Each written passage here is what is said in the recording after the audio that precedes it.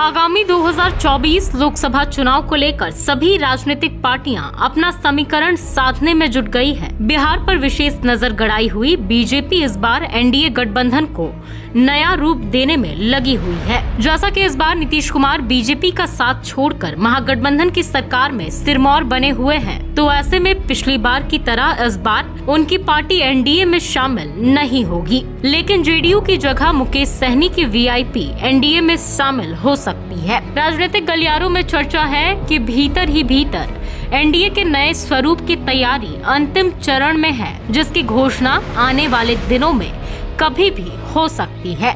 माना तो ये भी जा रहा है कि आगामी 2024 चुनाव के लिए एनडीए में शामिल होने की इच्छा रखने वाली पार्टियों के लिए सीट के बंटवारे का खाका भी तैयार कर लिया गया है। तो वहीं बीजेपी को इस बार जोरदार पटखनी देने का मन बना चुके नीतीश कुमार सारे विपक्षियों को एक प्लेटफॉर्म पर लाने की कोशिश में लगे हुए हैं, जिसके लिए नीतीश कुमार के साथ साथ तेजस्वी यादव ने राहुल गांधी और कांग्रेस के अध्यक्ष मल्लिकार्जुन खड़गे से मुलाकात की थी। वहीं अब नीतीश कुमार की बंगाल जाने की भी चर्चा है।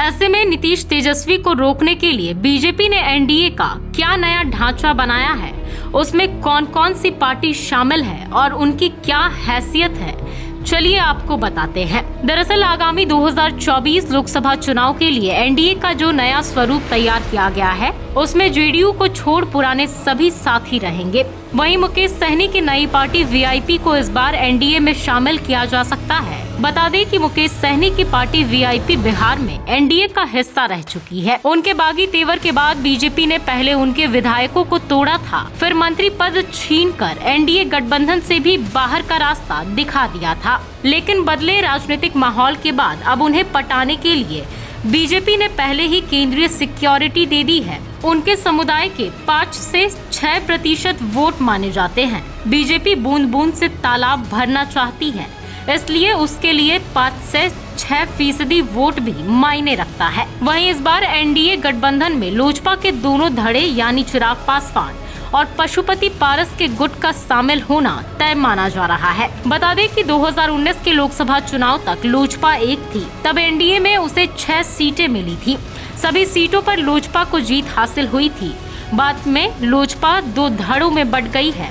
बता दें कि बिहार में दलित और महादलित मिलाकर आबादी 14% आंकी जाती है। इसमें 10% महादलित और 4% दलित आबादी है। बीजेपी की कोशिश है कि किसी भी हाल में दलित महादलित वोट उसके पाले में आए, इसलिए वह लोजपा के दोनों धड़ों को समान महत्व देते हुए उन्हें पिछली बार की तरह सीटें तो दे सकती है, लेकिन इसके लिए उन्हें 2 काम करने होंगे। पहला यह कि उन्हें जो सीटें मिले उन पर जीत दर्ज करें, वहीं दूसरा यह कि 2020 के विधानसभा चुनाव में नीतीश को नीचा दिखाने के लिए चिराग पासवान ने जिस तरह की चाल चली, 2024 लोकसभा चुनाव में भी वे उसी तरह का करिश्मा दिखाएं। वहीं इस बार के दिल्ली में अमित शाह से मुलाकात के बाद उपेंद्र कुशवाहा का भी एनडीए में जाना करीब करीब तय ही माना जा रहा है। 2019 में उन्हें मनपसंद सीटें नहीं मिलने पर उन्होंने अलग होकर चुनाव लड़ा था। बाद में उन्होंने अपनी पार्टी का विलय जेडीयू में कर दिया। उपेंद्र कुशवाहा ने नीतीश कुमार से अनबन के बाद जेडीयू छोड़ दिया।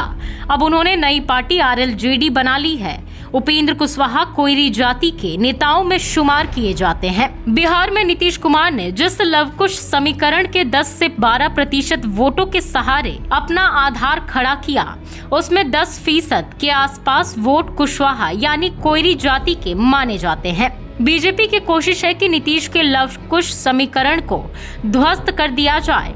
इसमें उपेंद्र कुशवाहा कारगर हो सकते हैं। कुर्मी वोटों के लिए जेडीयू से अलग हो चुके आरसीपी सिंह नीतीश के खिलाफ तो काम में जुटे ही हुए हैं। वहीं हम के प्रमुख जीतन राम मांझी का भी मन इन दिनों डोल रहा है।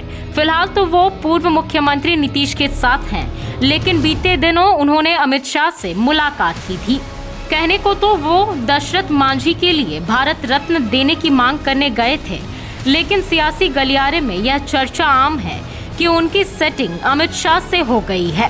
सिर्फ औपचारिक ऐलान बाकी है। मांझी महादलित में मुसहर जाति से आते हैं। उनकी बिरादरी की आबादी बड़ी तो नहीं, लेकिन 2 से 3% वोट उनके पास हो सकते हैं।